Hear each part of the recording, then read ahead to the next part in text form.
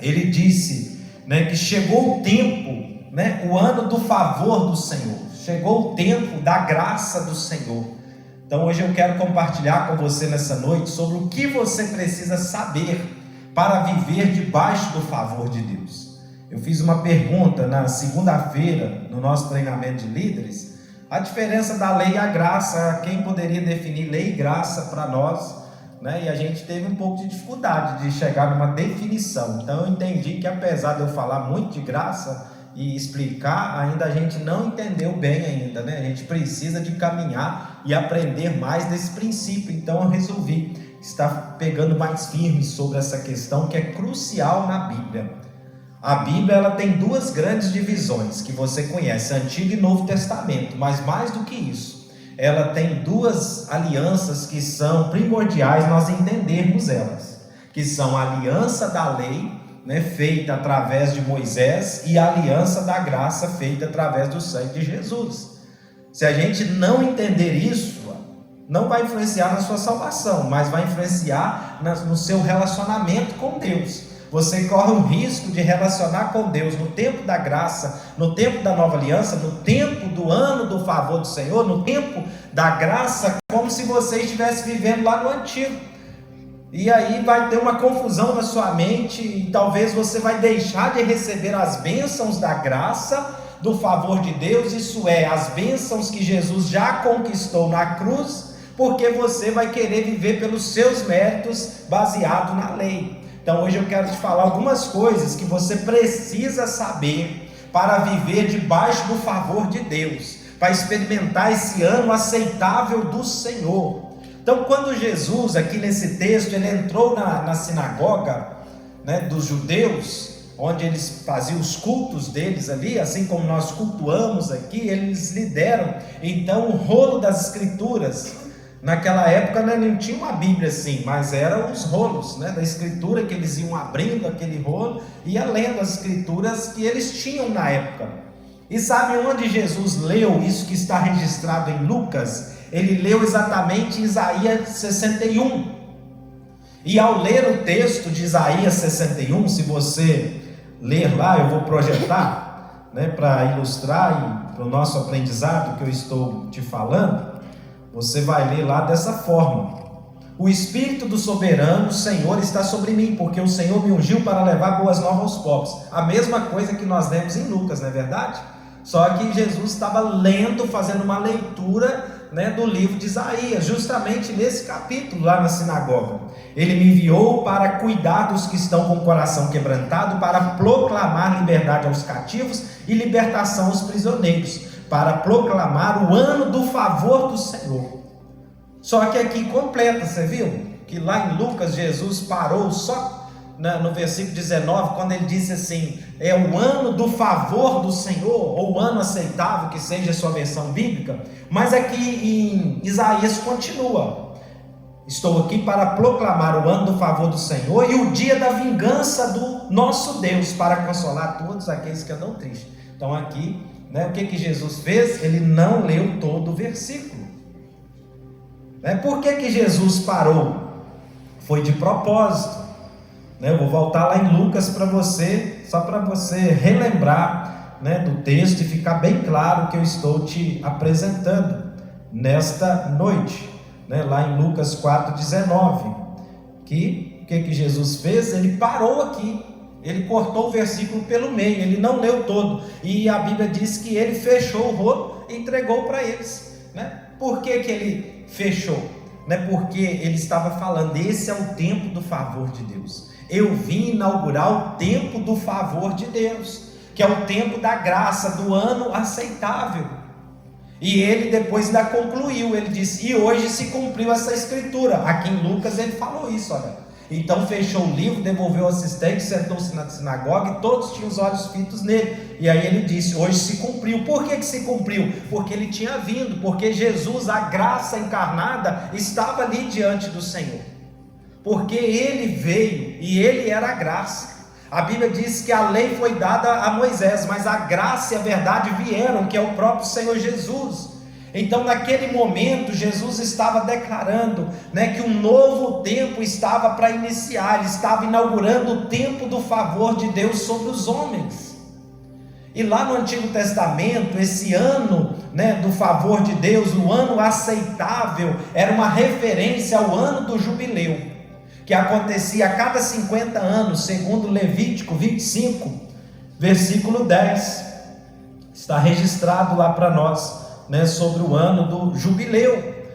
Então, a cada 50 anos acontecia o ano do jubileu. Era um tempo de perdão das dívidas, onde todos eram perdoados, os escravos eram libertos, as terras eram devolvidas aos seus donos originais. Era um período de restauração e graça. E foi justamente isso que Jesus disse que ele veio fazer, quando Isaías já falava a respeito dele, profetizou, e agora o próprio Senhor Jesus, ele estava ali diante deles, ele estava diante daquele povo, e ele estava declarando aquilo que Isaías falou a respeito dele, e disse: olha, hoje se cumpriu, eu sou essa pessoa de quem Isaías falou, mas com um detalhe. Ele agora, ele não leu sobre a vingança do Senhor, porque ele estava referindo o tempo do perdão, da graça, do favor. Então Jesus declarou algo muito grande ali para eles. Eles ficaram olhando espantados, porque eles sabiam muito bem o que significava o ano do jubileu, que era um tempo de perdão, de graça, de favor sobre a vida das pessoas. Mas o interessante, irmãos, que quando Jesus veio, ele não veio para trazer apenas um ano. Por isso que era o ano aceitável, era o ano da graça. Lá no Antigo Testamento, o ano do jubileu, 50 anos era o ano do jubileu. Mas Jesus, ele veio para trazer todo um tempo, todo um período de graça. Não é um ano mais, não é a cada 50 anos, mas é todos os dias. Não é a cada 50 anos que você pode receber o favor de Deus, mas uma vez que você está em Cristo, inaugurou-se o tempo do favor de Deus na sua vida, amém? Amém. Você está debaixo do favor de Deus. E eu posso te provar isso dentro da Bíblia, porque às vezes a gente tem dificuldade de entender as verdades. Não é possível que isso é verdade. Está escrito aí, bendito seja o Deus e Pai do nosso Senhor Jesus Cristo, que nos abençoou com todas as bênçãos espirituais das regiões celestiais em Cristo. Você já é abençoado, você é favorecido. O favor de Deus está disponível a cada um que está em Cristo hoje. Então Jesus, ele veio inaugurar esse tempo. Para nós vivermos debaixo do favor de Deus, nós precisamos compreender algumas verdades espirituais. Apesar de ser direito nosso, muitas vezes nós podemos estar vivendo no tempo do favor, mas ainda não estar recebendo todas as bênçãos, todo o favor de Deus sobre as nossas vidas. Então a primeira coisa que precisamos ter em mente é justamente isso, que esse é o tempo do favor de Deus, é o tempo da nova aliança, é o tempo da graça, não é o tempo da ira de Deus. Por que Jesus não completou o versículo que dizia que do dia da vingança de Deus, ou dia da ira de Deus? Porque não era o tempo. Vai chegar o tempo da ira de Deus, mas é comum quando acontece alguma coisa de ruim. Um exemplo mais recente, é a enchente no Rio Grande do Sul. Aí começam os profetas de plantão, os reveladores de internet e os pastores dos púlpitos falar: olha, é a ira de Deus, Deus está castigando aquele povo. Irmão, se a ira de Deus tivesse o tempo de ser derramada, será que nós somos melhores que o povo do Rio Grande do Sul? Lá é um povo muito idólatra, pastor. E é mesmo, porque eu nunca fui, mas quem vai lá e eu ouço testemunhos. Mas, e será que no nosso lugar também não é, não?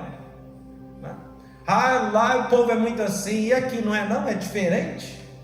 Não tem essa questão. Se Deus fosse lançar a ira dele sobre as nossas vidas, todos nós receberíamos a ira de Deus. Tudo bem, pode ser algo que aconteça na minha, na sua vida, na vida de alguém, consequência dos nossos atos, dos nossos pecados, sim. Mas sempre que tem uma tragédia, o povo começa: é a ira de Deus, é Deus mandando a ira, aí não sei o que. O próprio Jesus falou que não é o tempo da ira, é o tempo do favor. Vai ter o tempo da ira? Se você gosta da ira de Deus, Vai ter, lá na grande tribulação. Em nome de Jesus eu não vou estar lá, você é arrebatado antes. Agora, se você quiser estar lá, você vai experimentar a ira, aí você vai ver o que é a ira de Deus, né? Lá vai ter. Tem o tempo da ira de Deus. Deus trabalha por dispensações, irmãos, que são períodos de tempo. Nós às vezes que misturamos tudo no mesmo balaio. Quando o povo de Deus, eles saíram lá do Egito, eles saíram debaixo da bênção que Deus tinha proferido a Abraão, debaixo da promessa, era uma promessa de bênção. Eles chegaram diante do Mar Vermelho e começaram a reclamar com Moisés. O que Deus fez? Puniu eles? Não, Deus abriu o mar. Depois de passar o mar, e aí eles encontraram inúmeras dificuldades. Primeiro eles beberam água que saiu da rocha, né? No primeiro momento. Depois teve um segundo momento que Moisés bateu na rocha. Ali o Senhor já teve punição, tanto que Moisés não entrou na terra prometida. Um dos motivos foi esse. A água de Mara, a água amarga, Deus transformou em água doce. Mas depois de um tempo, depois que Deus deu a lei a Moisés, e eles falaram, nós vamos cumprir tudo que o Senhor falou. Então Deus mudou de sistema, de aliança. E aí Deus começou a agir com eles no rigor da lei. Quando eles erravam, eles eram castigados. E sempre eram castigados, porque ninguém consegue cumprir a lei. Então nós vemos na Bíblia períodos diferentes. Então por 1500 anos foi pregado a lei, tinha que cumprir a lei, fazer isso, fazer aquilo outro, né? Porque era a regra vigente, vamos dizer assim, o sistema vigente. Mas quando Cristo veio, Ele cumpriu a lei. Então aquilo que eu não posso cumprir, quando eu estou em Cristo, Ele cumpriu por mim. Por isso que mesmo errando, eu não sou penalizado quando eu peço perdão, porque Jesus cumpriu, Deus me perdoa. E não é que você não tem que cumprir, fazer as coisas certas mais. Agora a lei está no seu coração. Só que você cumpre através de Cristo, Ele que te ajuda, Ele fez por nós. Então Jesus não descuidou ao não ler sobre o ano da vingança, o ano da ira de Deus. Simplesmente Ele não leu porque esse tempo ainda vai vir. Ele estava falando que Ele estava inaugurando o tempo da graça. Então na primeira vinda de Jesus, Ele veio inaugurar o tempo do favor. Na sua segunda vinda, sim, vai ser um tempo de juízo. Porque aí quem entregou a vida a Jesus está salvo. Quem não entregou, acabou as oportunidades. Hoje Ele é o advogado, Ele nos defende diante de Deus, Ele intercede por nós. Mas vai chegar o tempo que Ele vai ser o juiz. Só que Ele não está trabalhando como juiz hoje ainda. Mas às vezes a gente, por não entender, a gente prega isso e pensa que é assim, né? Então Deus, em Cristo, veio mostrar para nós que nós não estamos mais, uma vez em Cristo, debaixo da sua ira, mas debaixo do seu favor. O tempo que vivemos hoje é o tempo como era do jubileu, um tempo onde há perdão para os pecados. Amém, um tempo onde Cristo veio libertar os escravos espiritualmente, amém, escravizados pelo pecado, pelo diabo. É um tempo que Jesus veio restaurar o que estava perdido. Ele mesmo disse, eu vim para os perdidos, eu vim para os doentes. É o tempo da bondade de Deus. E o fato de ser o tempo da bondade de Deus não significa que Jesus é bonzinho. Ele é bom, porque Ele salva, porque Ele perdoa, porque Ele morreu no nosso lugar. Ser bonzinho é aceitar tudo. Ele não aceita tudo também. Você pode ser um bom pai, mas não ser um pai bonzinho, que aceita todas as coisas. Mas muitos cristãos, apesar de estarem salvos em Cristo, ainda vivem debaixo de condenação, carregando culpas, e talvez porque tem uma ideia errada de Deus, tem uma ideia errada do tempo que estamos vivendo, porque talvez foram ensinados assim a vida inteira, e acho que Deus está lá com um caderninho, anotando todos os seus erros, cada um deles, na primeira oportunidade, Ele te derruba do cavalo, como é o ditado, Ele te faz tropeçar, Ele faz você cair, bater com a cara no chão. Deus não faz isso. Mesmo a disciplina de Deus é com amor, porque você, se for um pai ou uma mãe com juízo normal, tem uns que não tem um juízo normal. Se tiver um juízo normal, você não quebra a perna do seu filho para ele parar de fazer bagunça. Esse menino está correndo demais, vou quebrar a perna dele, vai ficar pelo menos 3 meses de repouso. Você não faz isso. Mas a gente acha que Deus faz. Deus não faz, irmãos. Ele é bom, nós não somos bons. Paulo diz lá em Romanos 7 que não há bem nenhum em nós, não há bondade nenhuma a não ser a de Deus mesmo. Então a palavra de Deus diz que uma vez estamos em Cristo, em Romanos 8:1, agora pois já nenhuma condenação há para os que estão em Cristo Jesus. Então o jubileu antes era experimentado a cada 50 anos, mas nós hoje temos Cristo todos os dias. Esse é o tempo do favor de Deus. O favor de Deus está acessível a nós todos os dias, mas nós precisamos viver debaixo dos méritos de Cristo, confiar no sangue de Jesus, pedir pelo sangue de Jesus. Quando você clama pelo sangue de Jesus, você está clamando pelo favor de Deus, você está clamando pela obra da cruz. Então a primeira coisa para experimentar o favor de Deus é entender que você é alguém que está no tempo do favor, e se está em Cristo é favorecido por Deus. É não viver como alguém condenado, mas como alguém favorecido por Deus. Você precisa ter clareza, revelação, consciência espiritual disso todos os dias. Entender que esse é o tempo do favor de Deus sobre as nossas vidas, porque Jesus disse, esse tempo chegou, né? Ele disse lá, e eles não entenderam bem naquela época, né? Hoje se cumpriu a escritura que vocês acabaram de ouvir. O que eles acabaram de ouvir? Que era o ano do favor. O que eles acabaram de ouvir? Que o Espírito do Senhor estava sobre Jesus, para perdoar, para libertar, para transformar. Esse era o tempo. E sabe, no nosso projeto de evangelismo, é isso que você vai falar para as pessoas, as boas novas. Você não vai falar para eles, você tem que parar de fumar, rapaz, parar de fazer isso, parar aquilo, não. Você vai falar as boas novas, o Senhor que vai tirar do coração dele, que vai mudar a vida dele. As boas novas é essa: olha, Jesus já veio, e ele veio para que você tenha favor, e o maior dos favores é a salvação. Depois dela nós vamos desfrutando de tantas outras coisas. Então, para viver, né, o tempo do favor do Senhor nas nossas vidas, é preciso entender que esse é o tempo da graça, da bondade de Deus. Segunda coisa, para viver no favor de Deus, você precisa escolher e permanecer na graça. Porque por mais que é o tempo do favor, Deus, ele é tão bom que ele nos dá o livre arbítrio de nós escolhermos. Deus não te obriga a nada, ele ensina o caminho. Nós que precisamos de escolher. Romanos 11:22 diz assim: portanto, considere a bondade e a severidade de Deus. Então está falando de bondade e severidade. Você está vendo, pastor? Deus é severo também. Eu não estou falando que Deus não é, mas tem um tempo dele agir, vai ter o tempo da ira, agora não é o tempo. Severidade para com aqueles que caíram, mas bondade para com você, desde que permaneça na bondade dele. Caso contrário, você também será cortado. Então, por mais que você está no tempo do favor, se você quer relacionar com Deus baseado na severidade de Deus, é a sua escolha. O que é relacionar com Deus, apesar de ser salvo pela graça, na severidade de Deus? Baseado nos seus méritos, baseado nos seus esforços, baseado na sua justiça própria. Ah, Senhor, eu sou salvo pela graça, mas para eu receber qualquer bênção, olha para mim, olha para o Senhor ver, eu tenho sido fiel, eu sou bom e tal, eu tenho um bom comportamento, que bom, mas isso não vale de nada. Isso é chamado por Deus de obras mortas, quando você quer fazer algo só para trocar com Deus. A grande troca no Calvário já foi feita, que foi a troca de Jesus, que ele tomou o meu e o seu lugar. Foi ele pegando os nossos pecados, sendo lançado nele, devolvendo a santidade, a retidão, a justiça dele. Essa é a grande troca. E todas as outras coisas que precisamos tem que estar baseado nessa troca do Calvário.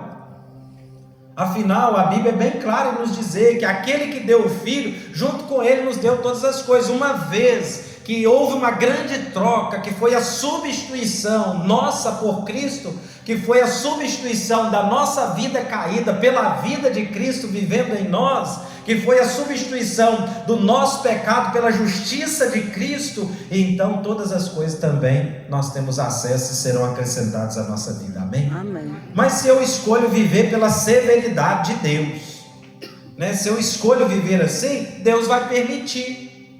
Só que se eu não for perfeitinho, e nós não somos, nós sabemos disso, eu vou deixar de receber, ainda vou ficar com um complexo de condenação. Ou eu posso escolher viver pela bondade, para você experimentar o ano da graça, do favor, né? O tempo da graça, como Jesus disse, você precisa escolher viver pela graça de Cristo, isso é, confiado na obra de Cristo. Você teve algum mérito para ser salvo? Você só creu e se entregou, arrependeu dos seus pecados, mas você não teve mérito, nada que eu e você fizéssemos poderíamos nos salvar. Da mesma forma, você não tem mérito para que você ore e que Deus te cure de uma dor de cabeça, que é uma coisa simples. Pode ser uma dor boba, né? Pode ser dor de cabeça mais complicada, mas a maioria é simples. Você não tem mérito para isso, tem que ser o mérito de Cristo. A mesma coisa, assim como nós somos salvos pela graça, nós precisamos viver em tudo pela graça. Se nós escolhermos confiar em nós mesmos, na nossa capacidade, nós vamos cair na severidade da lei. É o que Paulo fala aos Gálatas: ó insensatos Gálatas, porque tão depressa caístes da graça? Foi porque eles começaram a caminhar na graça, criam que eram salvos pela graça, e isso toda igreja cristã verdadeira prega, que você é salvo pela graça, e é verdade, mas depois eles falam: agora a sua vida cristã, o seu relacionamento é na base da lei, de certa forma, que é pelos seus méritos. Você tem que fazer para receber e tal.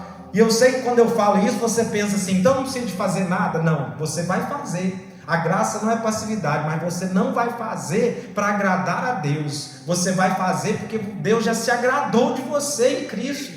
Você não vai fazer, por exemplo, você não vai amar a Deus para Ele te amar mais. Você vai amar Ele porque Ele te amou primeiro. O seu amor é reflexo do quanto você sabe que é amado. A sua fidelidade a Deus será um reflexo do quanto você sabe que Deus é fiel a você. O seu comprometimento com Deus será reflexo do quanto você sabe que Deus se comprometeu e comprometeu a vida do Filho dele para te salvar. Não é mais assim para alcançar, mas é porque eu já recebi. Aleluia. Sabe o dízimo? Quando você entrega 10% do seu dízimo, R$1.000, você entregou R$100. Você só pode entregar 100 porque Deus te deu 1.000, não é verdade? Se Deus não te der e você não tiver nem um centavo no final do mês, você não vai entregar nada de dízimo. Você não tem que dizimar. Para você dizimar, você tem que ter recebido uma renda antes. A graça é assim: tudo que Deus te pede, ou que você entrega para Ele voluntariamente, ou por amor, é porque Ele já te deu. Aleluia. Quem está na graça entende isso. Quem usa a graça para viver no pecado, ou para ser descompromissado, né, ou para ser alguém que não tem envolvimento, ele não entendeu a graça. Porque quanto mais eu entendo que sou amado, sou perdoado, mais eu me entrego ao Senhor. Jesus Aleluia. Diz: aquele que sabe que é muito amado, que muito foi perdoado, mais ele se doa. A mulher foi lá e quebrou aquele perfume caro sobre Jesus, ungiu ele, porque ela sabia o tamanho do perdão que Aleluia. Recebeu. Por que Paulo pregou tanto, foi perseguido e sofreu? Porque ele se sentia indigno de ser um pregador. Porque ele perseguiu a igreja, e Deus, né, em Cristo perdoou, e ele falou assim: se esse Jesus me perdoou, ainda me chamou para pregar o evangelho, eu vou dedicar com todas as forças. Foi o homem que mais pregou e teve revelação da nova aliança, do tempo do favor e da graça de Deus. Aleluia. Foi o que mais trabalhou. Aleluia. Porque o que mais teve revelação do quanto de perdão, do tamanho do perdão e do amor que ele recebeu do Senhor. E outra, quando nós olhamos para Jesus, a nossa vida é mudada. Não tem como olhar para Jesus e não ter a vida transformada. Se nós ficarmos olhando para nós mesmos, nós não somos transformados, porque o que nos muda é o Evangelho. Você ter consciência dos seus erros sem olhar para Jesus não muda você. A lei mostra os seus erros, mas para corrigir é preciso olhar para Jesus. Aleluia. Foi assim a serpente lá no deserto. Aquela serpente é um simbolismo de Jesus. O povo era picado pela serpente e estavam morrendo.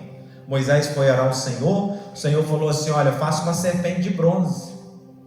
Por que é uma serpente? Mas serpente com Jesus, serpente não aponta para o diabo, porque o pecado, né, fala do veneno da serpente. Mas quando você olha para Jesus, o veneno da serpente é eliminado. Cada um que era picado olhava para a serpente que foi erguida, né, eles ficavam curados instantaneamente, porque apontava para a cruz de Cristo. Jesus foi levantado na cruz, que eliminou a semente, o veneno do pecado. Aleluia. Então a maneira deles se curarem não era olhando para a cobra, né, que representa o diabo, para a serpente, ou nem matando ela, era olhando para Cristo. Se nós escolhermos confiar no que Cristo fez na cruz, nós vamos permanecer e desfrutar da sua bondade. E o permanecer aqui no texto que lemos é a palavra-chave. Então, enquanto o povo de Israel lá no Antigo Testamento viviam sob a promessa de Abraão, mesmo murmurando, Deus os abençoava e sustentava. Mas a partir de Êxodo 19, a partir da lei tudo mudou. E a cada falha vinha o juízo e vinha a punição. Eles trocaram o favor de Deus pelos méritos próprios. Aleluia. Eles trocaram a graça de Deus pela força deles. Então nós precisamos entender que precisamos permanecer na graça. Então todos os dias precisamos renovar a nossa consciência da graça. Ao acordar pela manhã, acorde assim e diga: eu sou amado pelo Senhor. Aleluia. Eu sou perdoado. Eu fui justificado por Cristo. Eu vivo nesse tempo do favor de Deus, não pelos meus méritos, mas pelos méritos do Senhor. Aleluia. Leia a palavra, olhe para Jesus através dos evangelhos, e assim cada vez mais você vai experimentar da bondade do Senhor. Amém. Agora, viver debaixo do favor do Senhor também gera perseguições. Então não quero saber disso não. Vou te explicar por quê. Muitas vezes você vai ser incompreendido. Gálatas 4:28, vocês irmãos são filhos da promessa como Isaque.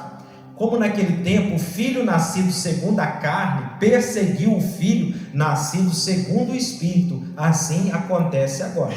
Então, o que o apóstolo Paulo, iluminado pelo Espírito Santo, está falando aqui? Sobre Ismael, o filho da escrava de Agar, e Isaque, o filho da promessa. Então, aqueles que vivem pela promessa sempre terão algum tipo de perseguição daqueles que vivem pela carne e pela lei. Quem confia nas obras dele, do braço dele, sempre vão se incomodar em quem confia na graça de Deus. Quem se esforça para merecer, sempre vai questionar quem depende do favor do Senhor. Porque eles acham que é muito injusto. Eu fiz, eu trabalhei, o outro está só confiando. Não é que o outro não fez, mas o outro fez direcionado pelo Espírito Santo. Viver debaixo do favor de Deus é viver dirigido pelo Espírito Santo. Não é não fazer, mas é fazer aquilo que Deus manda. Porque tem muita coisa que a gente faz, mas não é o que Deus pediu. E o que Deus não pediu, Ele não recebe. E um exemplo bem claro disso, né, é o exemplo da parábola do filho pródigo. O irmão mais velho não conseguia aceitar que o pai recebesse o mais novo com festa. Sabe por quê? Porque para ele aquilo era injusto. Porque ele havia trabalhado duro a vida inteira, mas o pai tratou o filho arrependido com favor, ao invés de tratar ele com juízo. O legalista, ele não entende a graça. Ele não consegue entender, não é possível, eu fiquei aqui e o tempo todo trabalhando, e o outro que fez o que fez, meu pai ainda dá uma festa para ele, em vez do meu pai usar de juízo, ele usa de graça. A gente gosta muito do juízo para o outro, mas e para nós? Se fosse você ou eu, o filho, eu ia querer que ele, meu pai, usasse de graça comigo também, não ia? Com certeza. Se fosse o filho mais velho, que estava em casa, que tivesse feito o que o mais novo fez, será que ele ia querer a severidade do pai, o juízo do pai ou a graça? Então muitas vezes, quando vivemos baseado na graça, somos incompreendidos. As pessoas vão olhar e não vão entender, né? E vão criticar o ensino, é o que mais tem, porque no tempo de Paulo, ele era criticado. Um dos grandes problemas que Paulo enfrentou era a crítica dos judaizantes, eram os judeus que estavam na igreja, que falava, não, pode crer em Jesus, mas tem que praticar a lei, pode crer em Jesus, mas tem que fazer o sacrifício. É igual alguns irmãos falam, e tinha alguns irmãos que na igreja falavam comigo, para ser salvo tem que crer em Jesus, mas tem que guardar os mandamentos. E aquilo no meu ouvido, quando eu ouvi, aí um dia eu não aguentei não, falei assim, mas quais mandamentos que tem que guardar? Os mandamentos, pastor. Eu falei assim, pois é, mas o irmão consegue guardar? Não consigo. Eu falei, pois é, então você não está salvo, hein? Porque se tem que crer em Jesus e guardar mais os mandamentos, ninguém está salvo. Você tem que crer em Jesus, entregar a Ele a sua vida. Os mandamentos Ele cumpriu. E nós vamos viver uma vida correta pela ação do Espírito Santo em nós, que vai sempre nos dizer quando estamos errados, que vai nos ensinar, mas não é eu querendo fazer por mim, porque a lei hoje está no nosso coração. Então não se preocupe quando alguém te criticar. É melhor viver perseguido com o favor de Deus sobre a sua vida e viver em paz do que viver pelos seus próprios esforços. Por último, para viver no favor de Deus é preciso abandonar a justiça própria. Romanos 1,17 declara: o justo viverá pela fé. Isaías 64,6 afirma que nossos atos de justiça são como trapos de imundícia diante de Deus. Então, os nossos atos de justiça são o quê? Nossos atos de bondade na tentativa de se justificar. Você pode ser bom, ser piedoso, nós devemos ser amoroso, abençoar as pessoas, que seja financeiramente ou seja de alguma outra forma, dar uma cesta básica para alguém, ajudar um necessitado. Você deve fazer isso. Nós, como cristãos evangélicos, fazemos até muito pouco, perto de outras religiões que não conhecem Jesus como nós, mas nós precisamos fazer sim, mas não fazer achando que isso vai nos conceder algum tipo de justiça diante de Deus, algum tipo de benefício, porque a Bíblia diz que as boas obras são os atos do homem salvo, e não para lhe salvar ou conceder alguma graça. Então a justiça própria, que é os meus atos de bondade, é uma moeda sem valor no reino de Deus. No reino de Deus, a moeda que paga a conta é a justiça de Cristo. Aleluia. Eu não podia pagar a conta do meu pecado, nem você, mas a justiça de Cristo pagou. Aleluia. Justiça própria, só vou ler uma definição para você, é a tentativa de se apresentar diante de Deus com base no próprio desempenho, isto é, na sua religiosidade ou bondade pessoal. É confiar no que eu faço, em vez de confiar no que Cristo fez. Você pode dizer, mas ninguém confia no que ele faz, confia no que Cristo. Às vezes não fala assim com a boca, mas em atitudes, muitas vezes nós confiamos ou demonstramos pelas atitudes que confiamos no que nós fazemos. Quantas vezes, porque naquela semana você às vezes irritou com alguém, teve alguma dificuldade, você não se acha digno nem de orar. Sim, se eu orar essa semana, Deus não vai fazer nada para mim, não vou receber nada. Sabe o que é isso? Justiça própria. E eu estou falando para mim também, todos nós, não estou dando sermão a ninguém não, porque a justiça própria, a gente tem que matar ela todos os dias, que ela vem no nosso lombo, dizer assim, o tempo todo, é pensar assim, eu não estou bem, Deus não vai me abençoar, é justiça própria. O que você precisa fazer? Viu que fez algo errado? Peça perdão, fala, Senhor, apesar de mim, faça sem eu merecer, que eu estou pedindo pelo nome de Jesus, é no sangue de Jesus que eu confio, não é em mim. Isso é justiça própria. Mas aí tem o outro dia, aquela semana que está tudo bem, você orou todos os dias, você leu a Bíblia, você veio na semana de oração, todos os dias, de segunda a sexta, você até jejuou, você fala hoje, é orar, Deus vai responder na hora, como que eu estou diante de Deus, estou perfeito, justiça própria também, não vai receber do mesmo jeito, não é porque você fez tudo certo, é porque Cristo fez tudo certo. Não posso fazer tudo errado, não faça, porque todo erro tem consequência. É bom orar todos os dias, estar na semana de oração, jejuar, buscar o Senhor, mas ele não vai fazer por isso, ele vai fazer por causa de Cristo. O jejum é bom para nós, para mostrar o quanto nós necessitamos de Deus, mas não é um sacrifício como muitos pensam. Se for para fazer como sacrifício, é melhor não fazer, porque aí se torna mais ou menos uma penitência, igual que sobe a escadaria de joelho, só mudou a forma. A gente tem que fazer porque eu quero dizer, Senhor, eu quero tanto, Senhor, a tua presença na minha vida, ou que o Senhor haja, que eu vou me abster de algo para mostrar que o Senhor é mais importante para mim mesmo, não é para Deus, para você mesmo, para você saber quanto que Deus é importante na sua vida. Então o filho pródigo, ele é um exemplo disso. Quando ele voltou para casa, olha o que ele diz: não sou mais digno de ser chamado teu filho, trata-me como um dos teus empregados. Era um nível de justiça própria. Ele querendo se punir, ele era só para falar: meu pai, eu pequei contra o Senhor me perdoa. Aí se o pai quisesse restituir ele como filho, ou falar: você vai embora daqui, eu não quero saber de você, era problema do pai. Mas ele já chegou cheio de justiça própria. No caso dele, ele não estava se exibindo, parecia, né, se humilhando, mas ele falou assim: olha, eu mereço pelo menos ser empregado. Era um nível de justiça própria, mas na verdade não merecia nada, irmãos, nem ser empregado, nem nada do que ele fez com o pai. Aí o pai foi e usou de graça com ele. Ele ainda achava que ele tinha algum mérito para ser pelo menos empregado. Muitas vezes nós achamos que não somos dignos de receber, outras vezes também nós achamos que somos muito dignos de receber, merecedor de algo. Não, talvez Deus não vai fazer muito grande, mas nem que seja algo pequeno, Senhor, faça para mim. E isso reflete nas nossas orações. Por que quando Josué orou para parar o sol, você acha que ele tinha justiça própria? Ele sabia que se dependesse dele, Deus não ia parar, mas ele confiou em Deus.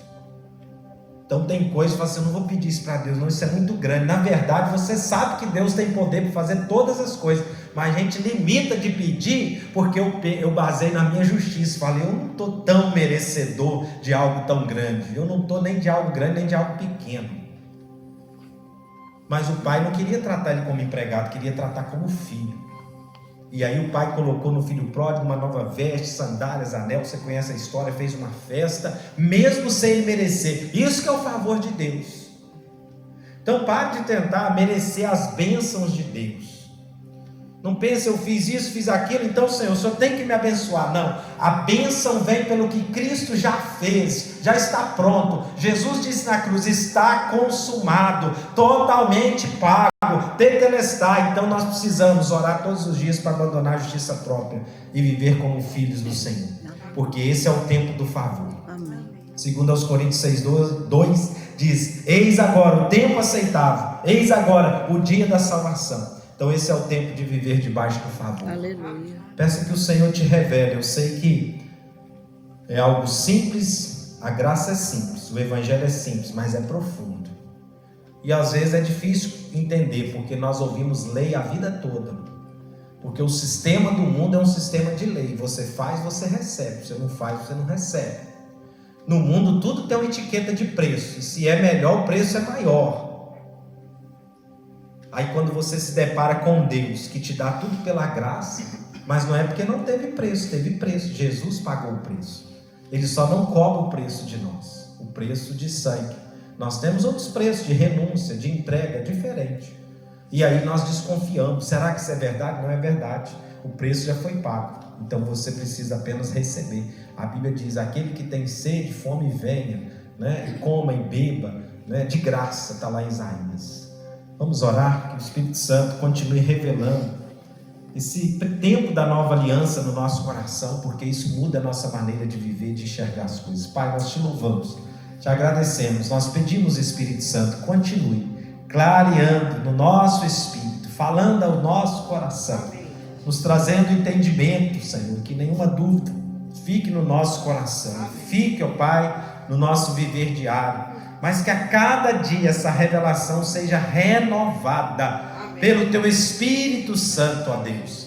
E eu clamo que sejamos libertos da maneira de viver, ó Pai, baseado na lei, baseado nos nossos méritos, que toda justiça própria caia por terra da nossa vida, que possamos viver baseados na justiça de Cristo, porque esta é perfeita, porque essa nos concede o favor, nos concede acesso a esse tempo da nova aliança, da graça do Senhor nas nossas vidas. Abençoe o restante desta semana, que tudo esteja debaixo do Teu favor e da Tua graça, em o nome de Jesus que oramos, amém e amém. Deus te abençoe.